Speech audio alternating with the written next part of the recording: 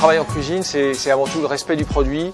Alors le respect du produit, ça passe par quoi? Ça passe par acheter des produits de qualité, de proximité. C'est vrai que moi je suis parisien, donc je privilégie les produits franciliens parce qu'on a une agriculture très riche autour de Paris. On a également quelques fermes, un petit peu d'élevage au niveau de la volaille. Et effectivement, et je reviens dessus, j'insiste dessus, des produits de très grande qualité, achetés au juste prix pour justement que ces agriculteurs, ces éleveurs, ces fermiers puissent continuer à faire leur beau travail, nous offrir ces beaux produits.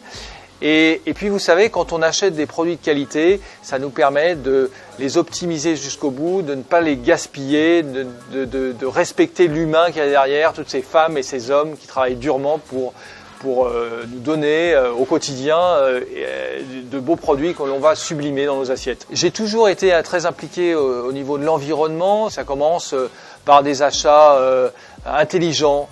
Alors c'est quoi un achat intelligent? Vous allez me dire, c'est acheter des bons produits qui vont vous permettre de les utiliser jusqu'au bout, de ne pas les gaspiller. Il faut juste prendre le temps de la réflexion, se dire est-ce que je ne peux pas faire quelque chose avec la moindre parure de viande, de légumes, de poissons? On a un rôle, un devoir, une obligation, nous en tant que chefs de cuisine, de porter ce message et d'amener le consommateur, donc nos clients, à la réflexion que lui aussi, 3 fois par jour, il peut être un acteur positif pour le climat. 3 fois par jour, il vote. Il vote pour le climat, il vote pour l'environnement, il vote pour sa santé. Et ça, c'est très important. Le consommateur, les chefs, tout le monde en fait, a un rôle très important sur le climat, sur la planète.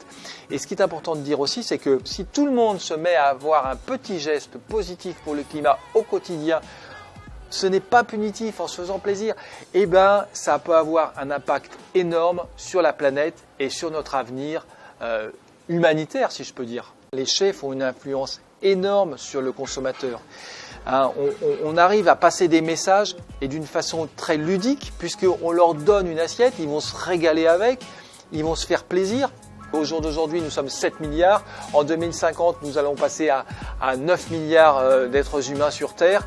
Si on ne change pas notre comportement alimentaire, ça va devenir compliqué de pouvoir nourrir l'humanité entière sans changer nos habitudes alimentaires dans nos assiettes.